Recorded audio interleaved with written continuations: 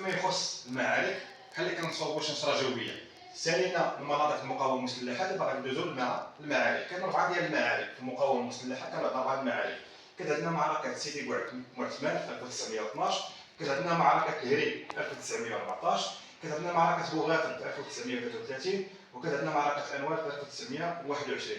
ملي كناخذها في 1912 كان عندنا فيها مجموعه من الاحداث، منها توقيع المعاهده الحمايه على المغرب في 1812 بمدينه فاس، منها كذلك انطلاق المقاومه المسلحه، ومنها كذلك معركه سيدي بوعثمان. ملي كناخذ معركه الهري اللي كانت في 1914 ربطناها بالحرب العالميه الاولى، غادي نلقاو ان 1914 كانت عندنا فيها اندلاع الحرب العالميه الاولى، بدايه المرحله الاولى بالحرب العالميه الاولى.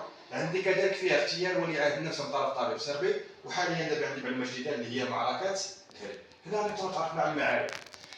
اتفاقيات فرنسيه الوديه، فرنسا باش تستعمر المغرب، لان كما غادي نشوفوا ان عندنا 5 ديال الدول كانت باغا تستعمر المغرب.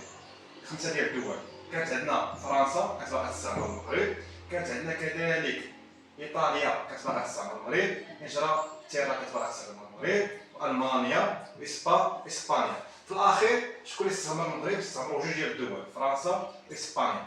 علاش ما بقاتش ايطاليا؟ وعلاش ما بقاتش المانيا؟ وعلاش ما بقاش انجلترا؟ علاش ما بقاش 3 ديال الدول؟ لان فرنسا دارت واحد الاتفاقيات وديه معاهم.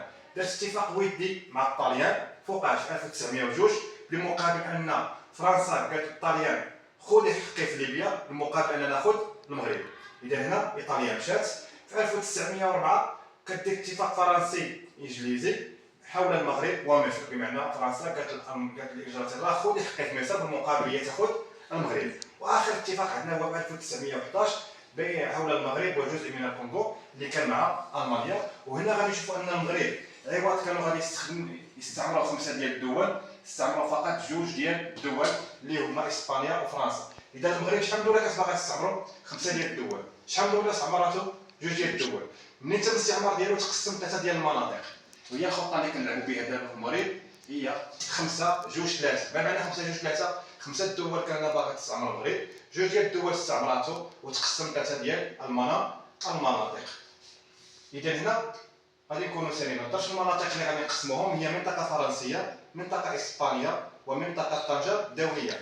الا بغينا نتكلموا على امر المقاومه المسلحه غتكون عندنا مقاومه سياسيه او سلميه، وهي اللي ظهر لنا فيها الاحزاب السياسيه اللي كتولي كطالب الاصلاحات ثم اصبحت تطالب بالاستقلال باش خدينا الاستقلال ديالنا في 1956. واللي عنده شي سؤال او استفسار يكتبوا لنا.